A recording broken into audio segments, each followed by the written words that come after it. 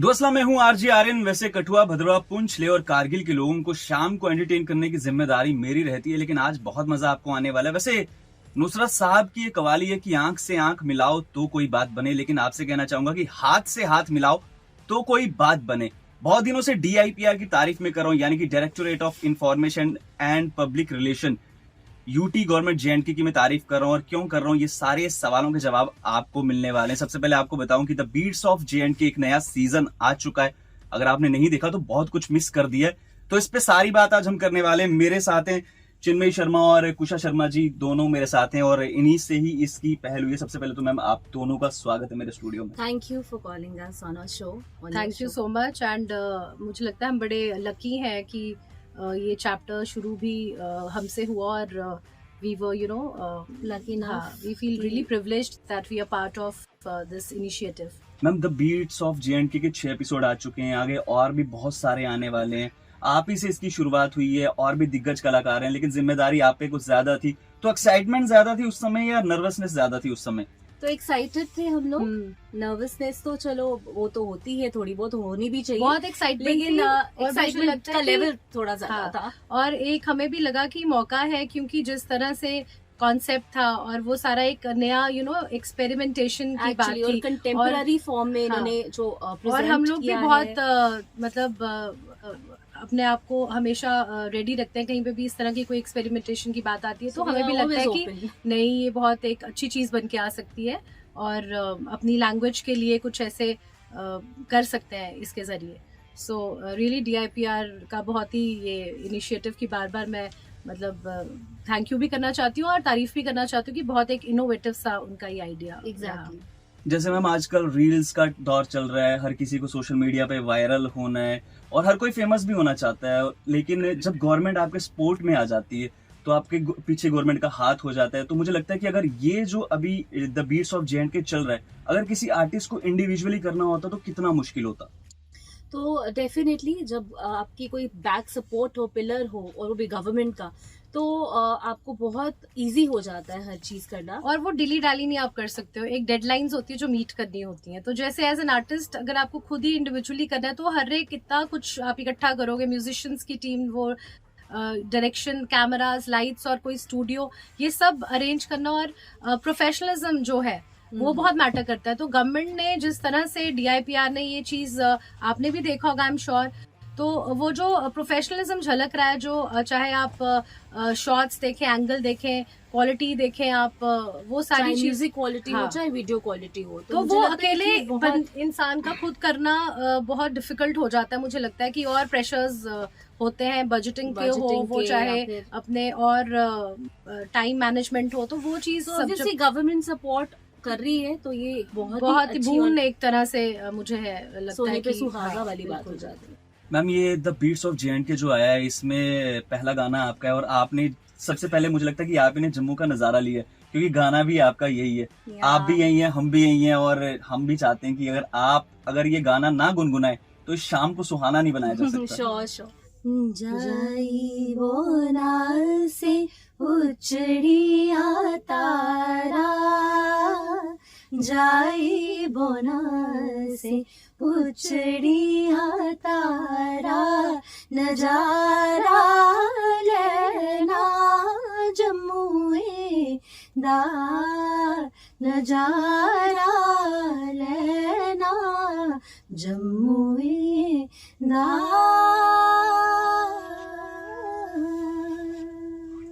क्या बात है मैम, मेरे को लग रहा था कि ये सही में वहीं बज रहा है। मैं डीआईपीआर के कॉन्सर्ट में ये गाना सुन रहा हूँ, इतना सुरीला गाया है आपने। Thank you so much. ये गाना जो है ना मैम, पद्मश्री पद्मा सचदेवा जी ने लिखा है और मुझे पता है कि उनका आपके साथ एक रिलेशन भी है, घर की बात है जी। इस गाने की हर एक लाइन बहुत खूबसूरत है। जैसे मेरी फेवरेट लाइन है कि बगदी तवी उत बगदा चिनाब। हमारा भी जो बचपन है तवी और चिन्हाब के आसपास ही गुजरा है कहीं ना कहीं। तो आपकी फेवरेट लाइन कौन सी है? तो आपने जैसे कि बोला, ये पद्मश्री पद्मा सचदेव जी का लिखा हुआ गाना है और जो हमारी बुआ जी थी, अब तो वो गुजर गई, हालांकि उनका काम ऐसा है कि लगता है अभी भी वो है वो तो। हाँ बिल्कुल।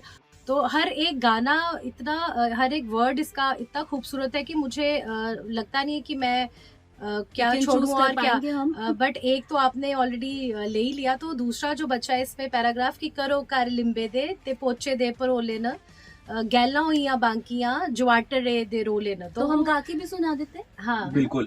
करो कर लिम्बे दे ते पोचे दे परोले न, करो कर लिम्बे दे ते पोचे दे परोले न, गैला या बाकिया जो आटड़े दे रोले न, घास परीले आ चिड़ियें दी डारा, घास परीले आ चिड़ियें दी डारा, नजारा लेना जम्मूए दा, नजारा लेना जम्मूए दा। आप मतलब भी बता रहे थे, है ना? हाँ, तो आपको जैसे मैं बता रही थी कि इसमें जो जम्मू की झलक है, जैसे हम कहते हैं कि जम्मू में लोग बड़े ऐसे मतलब निग, जैसे आप डोगरी में बोलते हैं ना, बड़े निग है उनमें, और प्यार बड़ा है, वार्मथ बड़ी है, भोलापन, तो बड़ी खूबसूरती जो इसमें दिखती है। और जैसे गलियों का जिक्र है कि किस तरह से आपने देखा कि पास का पड़ोसी भी बिल्कुल फैमिली मेंबर की तरह ही होता है, तो कैसे वो बच्चे और ये बात सिर्फ जम्मू में ही मिलती है। और उनकी जो रौनकें हैं, गलियां गूंजती हैं उनके ठहाकों से और बातों से, तो वो चीज बड़ी बुआ जी ने बहुत अच्छे उभर के से आई है। उसमें उभारी है। और वो जो एक हर एक बंदे को वो फील होगा कि हाँ यार हम भी ऐसे करते हैं कि कहीं इकट्ठे हो जाए, वहाँ गप्पे लग रही हैं लड़कियों के लड़कों की, है ना, वो जैसे रौनकें जो है हमारी गलियों की, तो वो बड़ी हर चीज इसमें खूबसूरती से बाहर आई है। जैसे ma'am the beats of J and K है, इसकी खूबसूरत बात मुझे लगता है कि ये लोकल आर्टिस्ट को तो मौका मिल रहा है, फोक म्यूजिक को बढ़ावा मिल रहा है, रीजनल लैंग्वेजेस की और प्रमोशन हो रहा है, क्योंकि अब डोडा का बंदा या भद्रवा का बंदा जम्मू में वो आवाज सुन रहा है, जम्मू की बाहर सुनाई दे रही है, कश्मीर की सुन रहे हैं, सबका एक कल्चर मुझे लगता है कंबाइन हो गया। लेकिन मैं जब स्टूडियो में आया ना, मुझसे किसी ने ये सवाल पूछा था कि चिन्मयी शर्मा जी आ रही है और कुशा शर्मा जी आ रही है, ये शर्मा साथ में लगा हुआ है, तो दोनों बहनें हैं क्या? तो मैं जानना चाहता हूँ पर्सनली ये तो सब। आपको हमारी शक्लें देख के कुछ थोड़ा आपकी बॉन्डिंग भी मिल रही है, आपकी आवाज भी मिल रही है। तो उससे हमें मुझे लगता है कहने के बिना ही आपको जैसे पता चल गया, तो yes we are real sisters. और हम लोग बस गा रहे हैं बचपन से ही इकट्ठे जहाँ मौका मिलता है। क्या बात मैम, आजकल ना मैं ये देख रहा हूँ कि लोग जो हैं, आज नहीं तो कुछ साल पहले की बात करूँ तो लोग जो हैं वेस्टर्न म्यूजिक की तरफ ज्यादा जा रहे हैं, और इस रेस में कहीं ना कहीं लोकल फोक म्यूजिक जो था वो बहुत पीछे रह रहा था।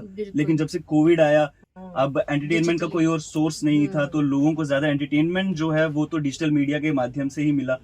तो DIPR की भी एक अच्छी शुरुआत हुई है, एक फ्यूजन करके एक लोकल फोक म्यूजिक को कंबाइन करके बहुत खूबसूरत सी चीज निकल गई। तो आपको क्या लगता है कि यूथ इसके साथ कितना कनेक्ट होने वाला? बहुत ज्यादा, क्योंकि जैसे जो ऑथेंटिसिटी थी हमारी लोकल फोक म्यूजिक की, वो बहुत खूबसूरत तो है ही, लेकिन वो कनेक्ट उतना नहीं कर पाती यूथ को, क्योंकि आजकल आप जैसे बोल रहे हैं कि वेस्टर्न की तरफ या पंजाबी की तरफ जा रहा है हमारा यूथ। तो ये एक बहुत अच्छा इनिशिएटिव लिया जो कंटेम्पररी फॉर्म में प्रेजेंटेशन की है, जो कि बहुत ही ज्यादा खूबसूरत है और कनेक्ट करती है यूथ को।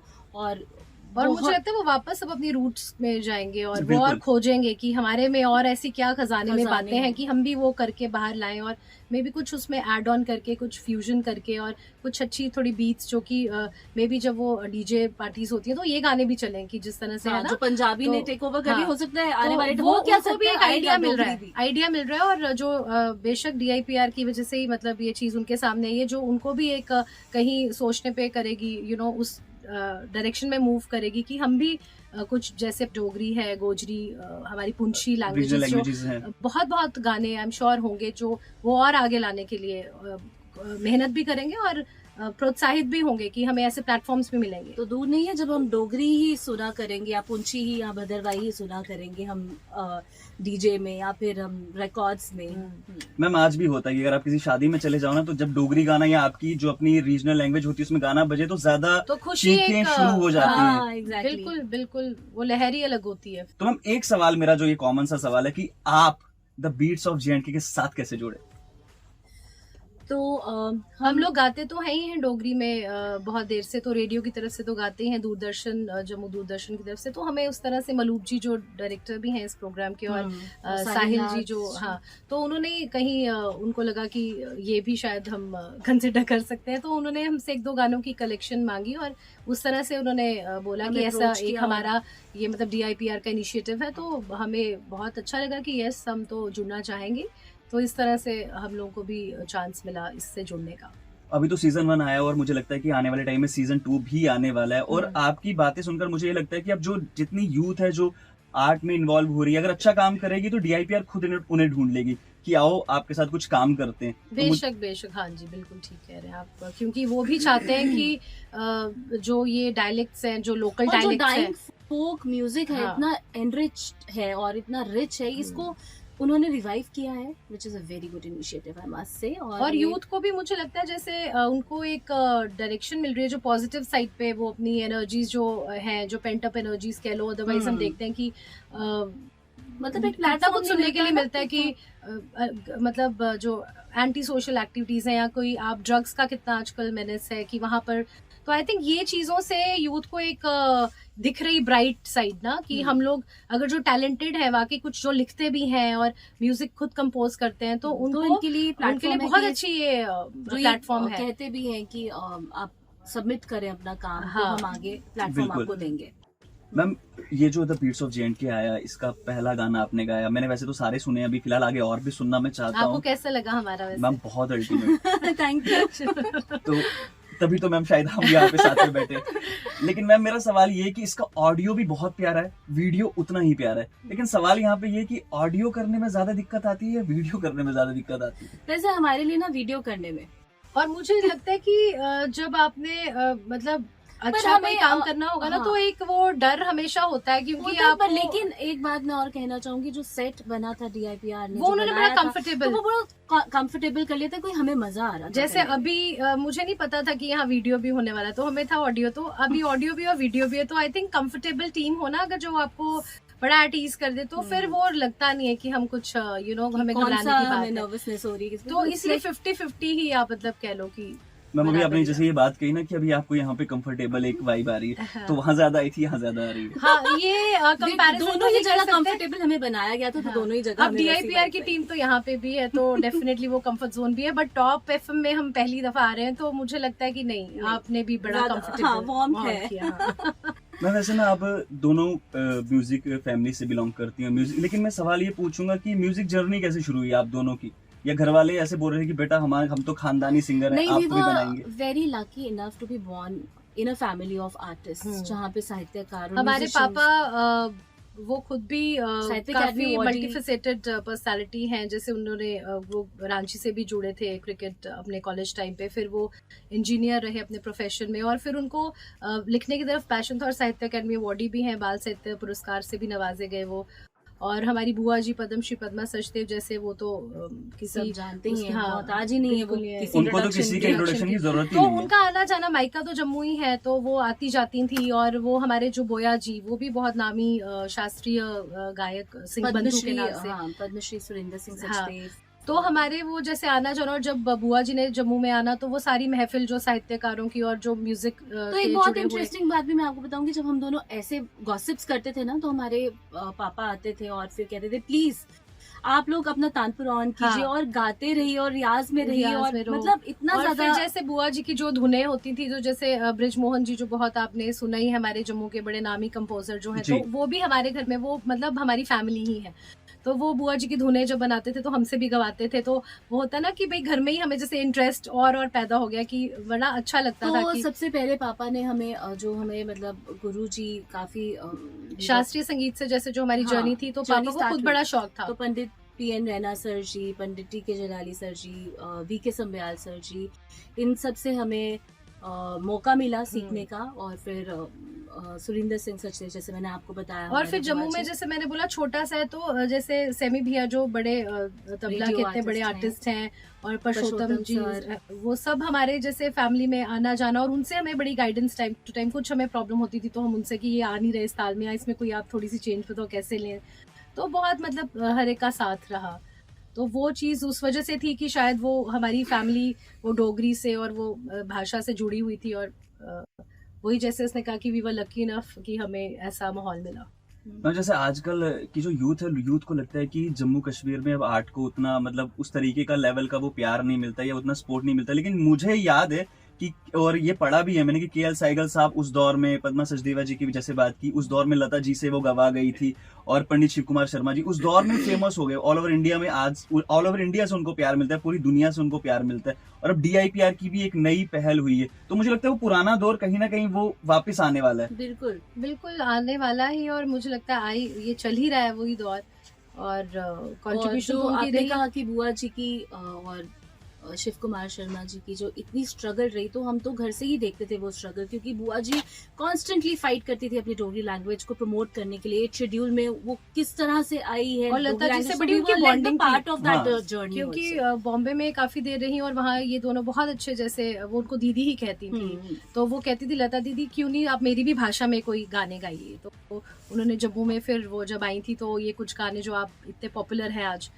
तो उन्होंने सिर्फ लेकिन अपने वाले गाने नहीं ये गवाए, उनकी और सबसे भी अच्छी बात है बिल्कुल, कि तो उन्हें वो- अपने नहीं गवाए सिर्फ। क्योंकि उनको भाषा से लगाव था ना, वो सेल्फिश मोटो कहीं मुझे लगता है साइड पे रखने पड़ते हैं अगर आप एक चीज को वाकई एक बड़े स्तर पे लेने का कल्चर को अगर आप सोचते हो। प्रमोट करना चाहते हैं तो वो चीज बड़ी बेहतरीन थी, और आज भी वो लोगों में जो प्यार अपनी भाषा के लिए है वो बहुत आ रहा है, यूथ बहुत कुछ इनोवेटिव कर रहा है, और मुझे लगता है अच्छी डायरेक्शन की तरफ जा ही रहे हैं। मैम अब एक सवाल ये भी पूछना बनता है कि जैसे बॉलीवुड इंडिया में ज्यादातर लोग जो है हिंदी म्यूजिक सुनना पसंद करते हैं, और अब धीरे धीरे पंजाबी म्यूजिक, जो पंजाबी फोक म्यूजिक है, बॉलीवुड में घुस चुका है। अब 70-30 हो चुका है, अगर 70% हिंदी गाने आ रहे हो, 30% पंजाबी भी आ रहे हैं बॉलीवुड में। लेकिन क्या लगता है कि जम्मू कश्मीर का जो ये लोकल हमारा म्यूजिक है, जो हमारा फोक म्यूजिक है, इसको वहां तक पहुंचने में, बॉलीवुड तक पहुंचने में कितना समय लग जाएगा, जिस स्पीड से हमारी चाल थी इससे पहले? हाँ, लेकिन ये DIPR का एक बहुत ही अच्छा इनिशिएटिव है, तो मुझे लगता है वो दिन दूर नहीं जब हमारा भी बॉलीवुड म्यूजिक तक ज्यादा ही जल्दी पहुंच जाएगा। इतना अगर इन्होंने ये स्टेप फॉरवर्ड अप कर ही दिया तो मुझे लगता है एक्सेलरेट करेगा ही करेगा, और बहुत अच्छे से करेगा। और लव फॉर लैंग्वेज बड़ा जरूरी है, जैसे पंजाबी तो आज फॉरेनर्स को भी नचा गए हैं अपने गानों पे, क्योंकि उनके आप देखो भाषा छोड़ते नहीं है वो अपनी ना, जैसे उनके बच्चे हर कोई पंजाबी हाँ। इतनी पॉपुलर कर दी उन्होंने कि अब हर एक को लगता है पंजाबी मतलब जैसे कि एक एक्सेप्टेबल लैंग्वेज है, कि है ना। वैसे डोगरी को भी पुंछी, वैसे भदरवाई, ये सब ऐसी लैंग्वेजेस हैं कि अगर हम लोग इनमें और ज्यादा बातें भी करें, घर में बोलें और बोलें तो हाँ, और फिर इसमें और जो हमारे पुरानी चीजें हैं उनको एक फ्यूजन फॉर्म में आगे लाएं, कि जो बीट्स जो मतलब वही जो मैंने पहले भी बोला कि डीजे के उस पे भी बज सके, उस फॉर्म में भी लानी पड़ेंगी, सिर्फ वो ओल्ड फॉर्म में नहीं चले कि जैसे हैं, क्योंकि वो कहीं फिर रिलेट भी नहीं हम करते हैं आज के टाइम से ना। तो वो जैसे ये DIP directorate of information and public relation ने ये जो फ्यूजन फॉर्म में लाया ना, तो वो चीज बड़ी अच्छी है। जैसे आपने कश्मीरी भी सुना होगा, आपने हमारा भी सुना आई थिंक, और पुश्तो भी था, तो वो सारा उन्होंने थोड़ा डिफरेंट शक्ल दी है उन चीजों को, जिससे ना वो आपको लगता है आप डांस करो इस पे, तो वो भी बचेंगे फिर, ऐसा नहीं है। और सबसे खूबसूरत बात मुझे लगता है कि इस द बीट्स ऑफ JNK की ये है कि JNK के कोने कोने से हर भाषा का उठाई है उठा के, और हाँ, हर सिरे का exactly. म्यूजिक उठा के इस बार हाँ। एक खूबसूरत तरीके से बड़े पेश किया गया। खूबसूरत तरीके से, और वो वही मैंने बोला था कि बड़ा ही प्रोफेशनलिज्म झलका है, कि हर एक आप पीसेस में देखो तो हर एक की खूबसूरती आती है, और वो सारे पीसेस जुड़ के बहुत ही अच्छी एक सामने तस्वीर आई है उस चीज की। मैम अब आपने एक ही गाना गाया, और हम ऐसा तो बिल्कुल नहीं करेंगे, इतना भेदभाव तो नहीं करेंगे कि एक ही गाना गवा के आपको छोड़ दे। तो मैम एक और अगर कोई गाना अगर आप गा दें हमारे लिए, तो हमारे लिसनर्स का दिन बन जाएगा। हाँ जरूर। पापा का ही लिखा हुआ एक गीत पेश कर रहे हैं आपके सामने। चंबेदा जो शौकी मेरा मियाँ, चंबेदा जो शौकी मेरा मियाँ, चमेलिया पर अख रखदा, चमेलिया पर अख रखदा, चमेलिया पर अख रखदा, चमेलिया पर अख रखदा, चंबेदा जो शौकी मेरा मियाँ। क्या बात है मैम, मेरा तो मन कर रहा है कि आपको बार बार बुलाया जाए और बार बार आपसे गाने सुने जाएं। अगर आपने द बीट्स ऑफ JNK के सीजन 1 के मजे नहीं लिए तो बहुत कुछ मिस कर दिया यार। मैं चाहूंगा टॉप FM पे तो आपको ये गाने सुनने का मौका मिलने ही वाला है, लेकिन DIPR की आप ऑफिशियल पेजेस पे जा सकते हैं, यूट्यूब पे जा सकते हैं, इंस्टा, फेसबुक, हर जगह फॉलो करो। तो बहुत सारे अमेजिंग गाने आने वाले, मजा आपको आने वाला, और मैं चाहता हूँ कि हर गाने को उतना ही प्यार मिले जितना वो डिजर्व करते हैं। खुल के शेयर करो। Thank you so much ma'am. लेकिन जहाँ पे जो आता है ना, हमारी एक प्रथा है, हम उससे बुलवाते हैं मैं खुद गेस करूं तो जब सुनो टॉप टॉप सुनो। टॉप सुनो। Thank you so much. Thank you thank ma'am. You thank you